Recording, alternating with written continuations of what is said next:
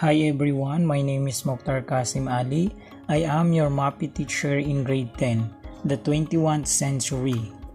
So at the end of this module, you as a learner are expected to. Before we proceed to our lesson, let us read first our objectives. First, describe the distinctive musical elements of given pieces in 20th century styles. Second, explain the performance practice, setting compositions, role of composers and performers, and audience of 20th century music. Third, explore other arts and media that portray 20th century elements through recorded or live performances. Music of the 20th century. The start of the 20th century saw the rise of the distinct musical styles that reflected a move away from the conventions of earlier classical music. When you say a music of 20th century, referring time period to 1900s and 1999, basically, we will talk about music of the 20th century, started with the earlier past of 20th century. What happened to the music of the 20th century? The music of 20th century contributions of what happened to the Western music, classical music, romantic, and so on. In the 20th century, it has a relationship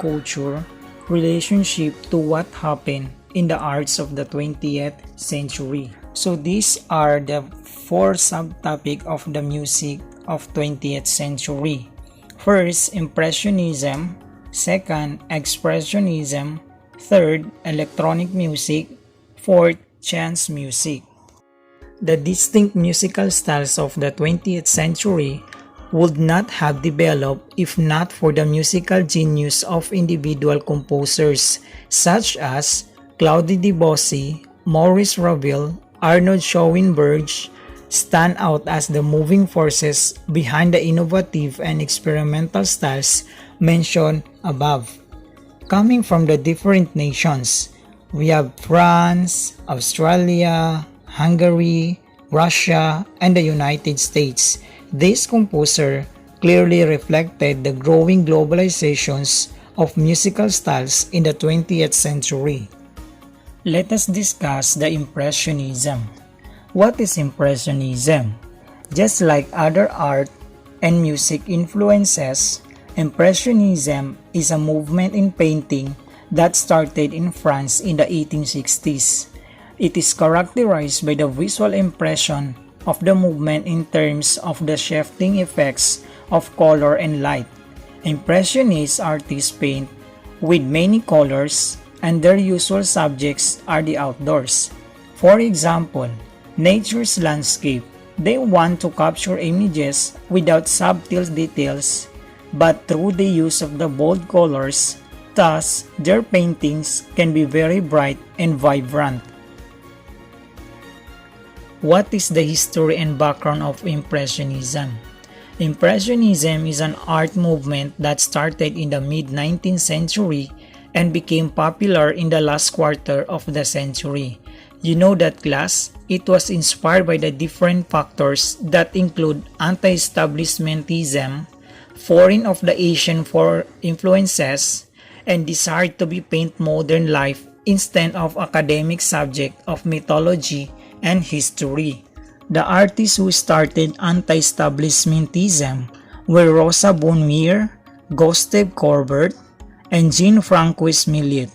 They painted real-life images or realism instead of myth, fantasy, and historical topics, but they were still painting using the traditional techniques in painting.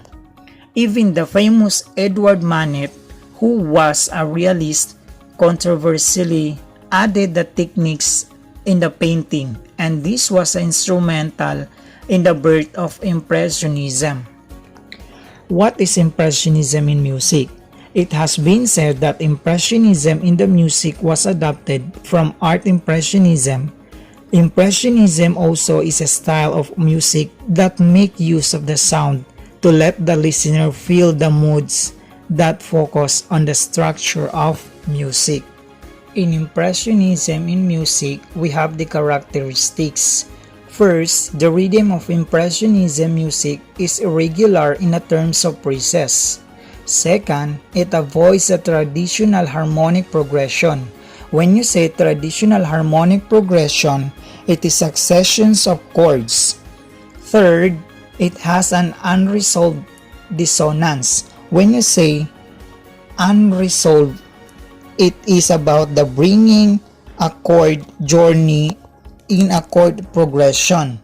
When you say dissonance, is a lack of agreement and consistency in the progressions of harmony of music. Last, it is used the whole tone scale, uses the 19 chord, and also frequently uses modality and exotic scale. When you say modality class, it is derived from the word modal, which refers to the original modes, the existence of which predates case, used in the music composition, meaning that the traditional way of composing was abandoned in Impressionism music. In overall class, Impressionism, just like in a music or art, where in the art somehow blurred, like in example of artwork, is expressing in the sunlight, wherein the images are not clear. So how can you make a blurred music? When you say blurred music class, that means the tone is not that clear, meaning it uses style of a tone. That is the music of Impressionism. How does Impressionist music sound like? Listen to the music composed by the famous Impressionist composer Claude Debussy, Prelude to the Afternoon of a Foe, which made him a popular. This is how Impressionism sounds like. Who is Claude Debussy? Achilles Claude Debussy was born in France on the 22 of August 1862. His parents were Manuel Achille Debussy and Victorine Manori. Debussy's mother was very independent woman who kept him and the two of his siblings farm out to. Debussy's first documented musical experience dates back from 1870-1871 during the visit of his aunt Clementine in Cannes. The evidence of his success was in 1874 when he won the third place for the solfeggio and a second certificate of merit in the piano exam playing Chopin's F minor piano concerto. In 1875, he won the second place for the solfeggio and first certificate in the playing Chopin's second ballad, and in 1876, he finally gained the first place in solfeggio, a winner of the 1884 prize d'Omi with his composition L'Enfant Prodigue. You know, class, Debussy's musical pieces were instrumental in the development of this classical music until this age, and Debussy died on the 25th of March 1918 due to the rectal cancer. Who is Maurice Ravel? Joseph Maurice Ravel was born at 10 p.m. on March 7, 1875 to Marie Delorat and Joseph Ravel in the town of Ségur, France. He was a Baptist in a Catholic ceremony in the local parish church of Saint Vincent, and then after 3 months, he and his family moved to Paris. Maurice Ravel's deepest emotional tie of his entire life was his attachment to his mother. His earliest memories of music with his mother were the Spanish folk melodies she sang to him. He inherited a love of the Basque country, its people, and its folklore, as well as a deep sympathy for a music of Spain. In 1882, shortly after his 7th birthday, Maurice took his first piano lesson under the Henry Guise, who observed his young pupil to be intelligent and gave the youngster his first lesson in the harmony, counterpoint, and composition. On June 2, 1889, he performed an excerpt from a Moscheles Third Concerto, and it was his first public performance. In the piano competition held on July 10, 1890, Maurice Ravel was awarded second place, making his initial year at the Conservatoire rather successful. He died on December 28 at the age of 62 in Paris. The famous works of his lifetime of compositions are Bolero, La Valse, Mameli Aïe, and Mirrors. What is a whole tone scale? A whole tone scale is the arrangement of pitches in the scale which are separated by a whole step in contradistinction to the chromatic scale, which consists of half steps, also known as semitones, and the various diatonic scale, such as the major and minor scales, which are different arrangements of whole half step. For example of whole tone scale class is the whole tone scale on C, and another example is a whole tone scale on B. What is Expressionism and its history? Expressionism is a modernist movement that started in Germany at the beginning of the 20th century and was initially an expression in the painting and poetry. This evokes modes and ideas for which the artist seeks to express meaning or emotional experience rather than the physical reality. Expressionism became identical with the denunciation of the Western principles of the naturalism, and it started to symbolize the idea of modern and the radical art. Expressionism signifies the artist's character and inner insight enforced on the graphical reality of objects represented. Expressionist paintings are always distorted, painted in the intense colors and with strong, bold lines. Expressionism includes other styles like symbolism, abstraction, cubism, and surrealism. In a relation to music, Expressionism conveys through emotions in exaggerations through the applications of tonality and dissonance, or the lack of agreement and consistency in the music. In overall class Expressionism, music is in art or a single art is an art. Expressionism means strong color, express emotion in a music, or create a music simple things. So that is the Expressionism. All of the song of Expressionism is we have the emotion. Who is Arnold Schoenberg? Arnold Schoenberg was a great American composer born in Austria on September 13, 1874 and died in Los Angeles, California, USA on July 13, 1951.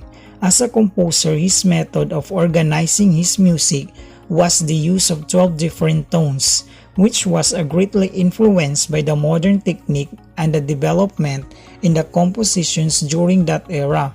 He studied in Vienna's Realschule and learned to play the cello and the violin. Arnold Schoenberg was also known for his radical sound of music.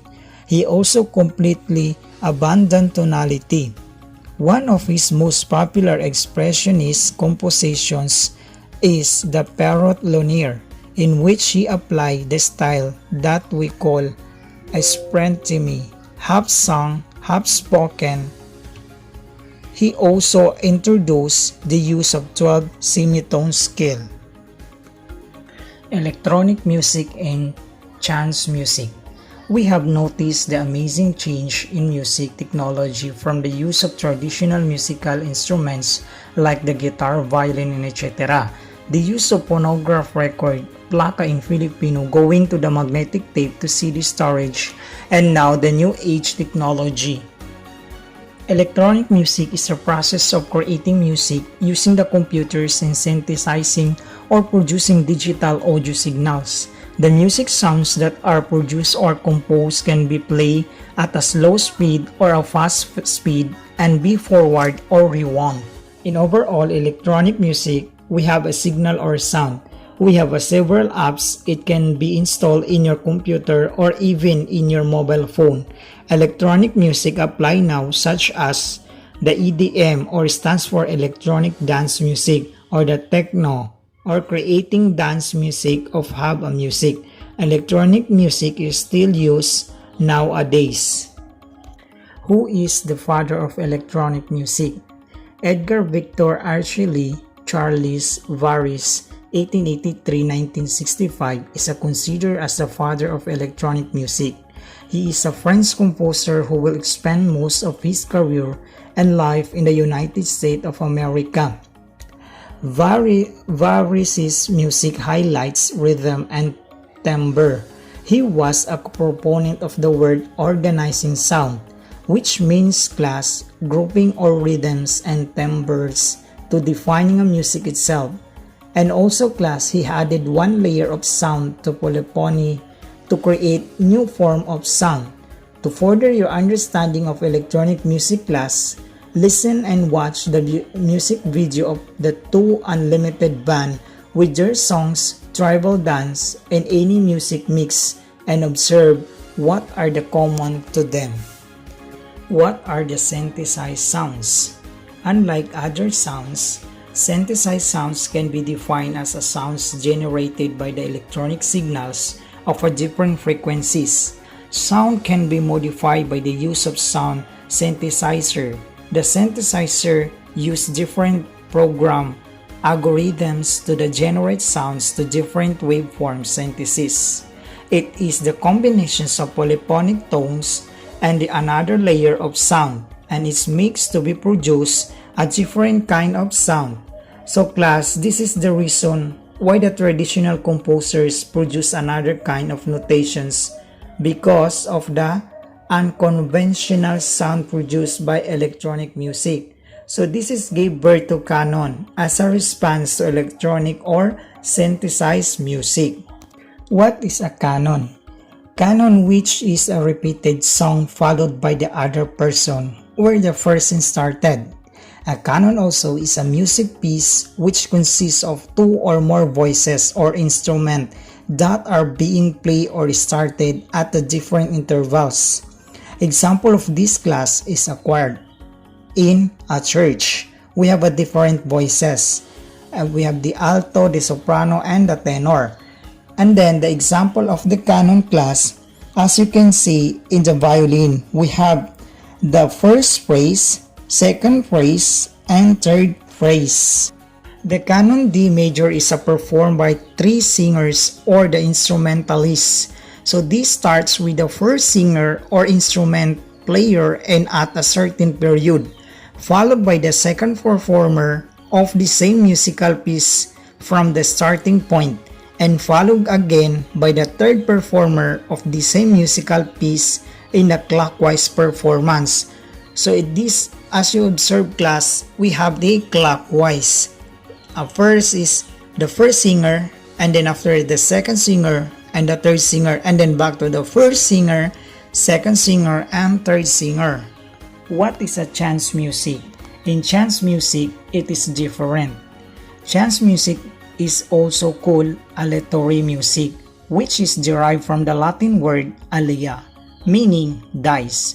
As the name suggests, it is composition created by the chance rather than is a logical order. And that's all for today, class. I hope you learn a lot in our lesson. Thank you for listening.